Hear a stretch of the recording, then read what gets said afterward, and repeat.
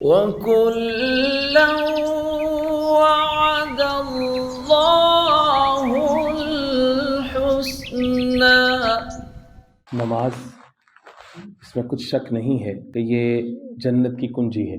مشکات شریف کی حدیث پاک ہے جس میں آقا کریم علیہ الصلوۃ والسلام نے فرمایا مفتاح الجنت الصلاۃ، اور الصلاۃ مفتاح الجنہ، جنت کی کنجی نماز ہے۔ لیکن اس کے ساتھ یہ بھی فرمایا مفتاح الصلاۃ الطہور، کہ نماز کی جو کنجی ہے وہ طہور ہے، یعنی پاکی ہے، انسان کا پاک ہونا ہے۔ جو پاکی ہے یہ دو طرح کی ہوتی ہے، ایک ہے ظاہری پاکی اور ایک ہے اندر کی طہارت اور پاکیزگی۔ جس طرح ظاہر کی پاکیزگی ضروری ہے، اس طرح اندر کی یعنی باطنی طہارت اور پاکیزگی وہ بھی بہت ضروری ہے۔ عام طور پر زور جو ہے وہ صرف ظاہری طہارت کے اوپر دیا جاتا ہے کہ انسان مسجد کی طرف آ رہا ہے، اس کا دل صاف ہو، گناہوں سے پاک ہو، توبہ استغفار کرتا ہوا آئے اور اخلاص کے ساتھ آئے، اور اس کے دل میں صرف اللہ ہو کہ اللہ کے سامنے وہ جھکنے جا رہا ہے۔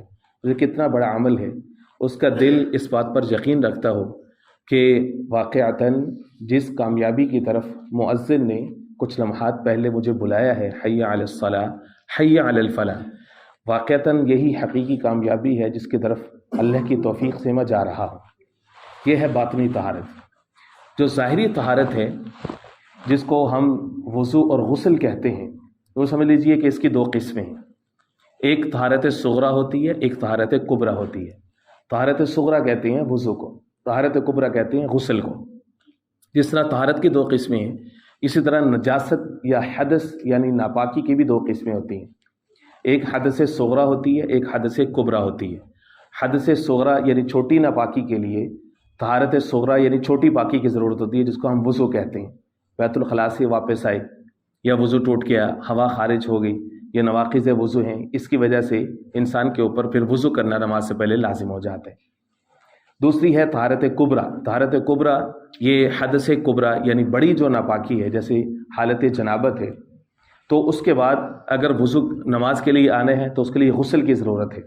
قرآن مجید کتاب حکمت کی جو سورہ نمبر 5 ہے، سورۃ المائدہ کی آیت نمبر 6، اس کے اندر اللہ رب العزت نے وضو اور غسل دونوں کے فرائض کا تذکرہ فرمایا۔ یا ایھا الذین آمنوا اذا قمتم الی الصلاۃ، جب تم نماز کے لیے تیاری کرنے لگو، فاغسلوا وجوہکم وایدیکم الی المرافق وامسحوا برؤوسکم وارجلکم الی الکعبین، فرمایا کہ وضو کرو تو اس کے 4 فرض ہیں: چہرے کو دھونا، ہاتھوں کو کونیوں سمیت دھونا، سر کا مسح کرنا اور پاؤں کو ٹخنوں سمیت دھونا، یہ 4 فرائض ہیں۔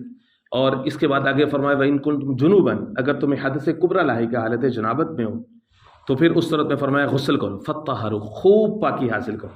شد ہے طا کے اوپر بھی، ہا کے اوپر بھی۔ شد کا مطلب خوب پاکی سے مراد یہ ہے کہ فقہاء کرام نے 3 فرائض غسل کے لکھے ہیں جو کہ فطہروا سے ثابت ہوتے ہیں۔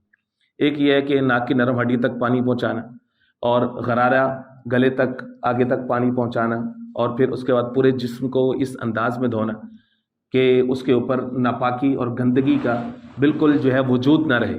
اپنی طرف سے پوری کوشش کرنا، اپنے سر کے بالوں سے لے کے پاؤں کے ناخنوں تک اچھے طریقے سے پورے جسم کو دھونا اور خوب پاکی حاصل کرنا، اس کو کہتے ہیں فطہر، خوب پاکی حاصل۔